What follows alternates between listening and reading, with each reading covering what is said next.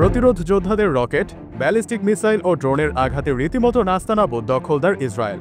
যুদ্ধক্ষেত্রে নিজ দেশের সামরিক বাহিনীর অবস্থান নিয়ে এখন অত্যন্ত মাত্রায় চিন্তিত যুদ্ধবাজ প্রধানমন্ত্রী বেনিয়ামিন নেতানিয়াহু। এর মাঝে নেতানিয়াহুর বাসভবন লক্ষ্য করে আবারও হামলা হয়েছে।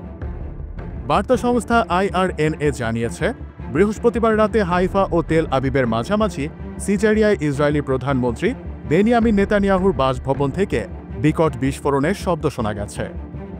ইসরায়েলি গণমাধ্যম দাবি করেছে, লেবাননের হিজবুল্লাহ ড্রোন হামলার কারণে এই বিস্ফোরণ ঘটেছে। গণমাধ্যমটির প্রতিবেদনে বলা হয়েছে, নেতানিয়াহুর বাসভবনে এই নিয়ে কয়েক দফায় হামলা হলো।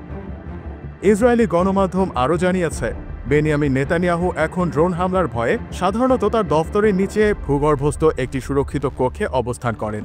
কিন্তু এরপরও ইসরায়েলি এই খ্যাপাটে নেতার বাসভবনে হামলা সকলকে অবাক করেছে। এর আগে গত মাসে নেতানিয়াহুর বাসভবনে ড্রোনের আঘাতের কথা আনুষ্ঠানিকভাবে স্বীকার করে তেল আবিব। এক বিবৃতিতে বলা হয়, সিজারিয়াতে প্রধানমন্ত্রীর বাসভবনের শয়নকক্ষে একটি ড্রোন আঘাত এনেছে। প্রধানমন্ত্রী ও তার স্ত্রী সেখানে ছিলেন না। এই ঘটনায় কোনো হতাহতের ঘটনা ঘটেনি। লেবাননের ইসলামী প্রতিরোধ আন্দোলন হিজবুল্লাহ ওই হামলার দায় স্বীকার করে বিবৃতি দিয়েছিল। এদিকে গাজার পাশাপাশি লেবাননে প্রাণঘাতী হামলা অব্যাহত রেখেছে ইসরায়েল সামরিক বাহিনী। সর্বশেষ হামলায় লেবাননে আরও অর্ধশতাধিক মানুষ নিহত হয়েছেন।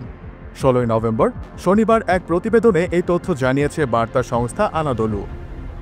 বার্তা সংস্থাটির প্রতিবেদনে বলা হয়েছে, গত একদিনে লেবাননে ইসরায়েলি হামলায় আরও অন্তত 59 জন নিহত হয়েছেন।